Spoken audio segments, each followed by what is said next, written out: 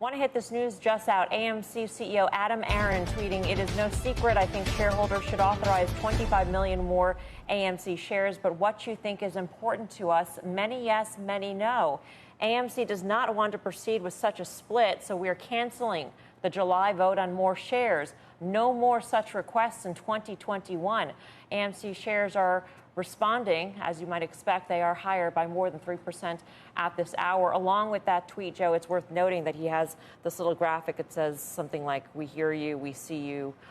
They're acknowledging their retail investor base, which is enormous. 80% of its shares are held by retail investors, the so-called army of apes. And if your retail investors don't want to be diluted, you can't ignore that. And it's apparent that Adam Aron is acknowledging that this morning. But the challenge is to, make hay while the sun shines. And those shareholders, if the corporate proceeds were going to be used to justify the valuation by expanding the business or branching out into other businesses, then you want to raise money. It makes sense to raise money when you can. But you talk to a lot of the people in this stock, particularly the ones who are the influencers in this stock, it's not a fundamental story. Fundamentals have nothing to do with the story.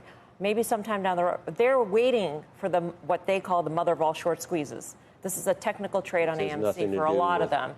And the fundamental story, it's great if it works out. Well, as a CEO, that's weird I'm not sure what the real story is behind all this and what Adam Aron is thinking. Because in his view, I would think that he wouldn't care as much about currying favor with that sort of, I don't know, are they long-termers? Are they long-termers? Are they people that care about the fundamentals of AMC, or do they want to squeeze the shorts, make their money and leave? They're longer-termers than a lot of people thought. They're longer-termers than a lot of people. Squeeze the shorts, make their money and leave. Adam Aron's like, he cares about all shareholders. They are the shareholder base right now. It is the sign of the times. And he said, it's worth noting in the tweet, we'll no longer have such requests in 2021. He also said that's the next 6 months. He said one of two. 2022 could be a different story. We're going to see two. That was one of two. That was the very end of it. So there's another one coming, and I haven't seen it yet. So,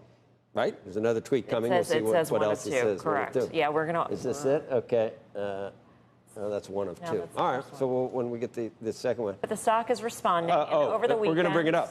We're going to bring up the next one. Yeah, of course, voting on the other 4 issues requiring approval at the July 29th annual AMC shareholder meeting will continue on schedule, but Proposal 1 is hereby officially tabled. There will be no voting before 2022 on more shares. Okay, so it is put to bed for 2021, for this year. 2022, who knows? And this follows a tweet over the weekend that also got a lot of the holders of AMC very excited when he said that they would be showing this next UFC fight. I'm not familiar with these fighters. You didn't watch the last one? McGregor. The last one. They're going to be showing that on AMC screens for $25 a pop versus, $70 on pay-per-view.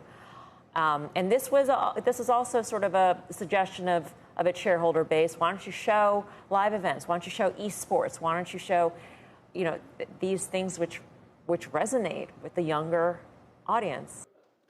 Shepard Smith here. Thanks for watching CNBC on YouTube.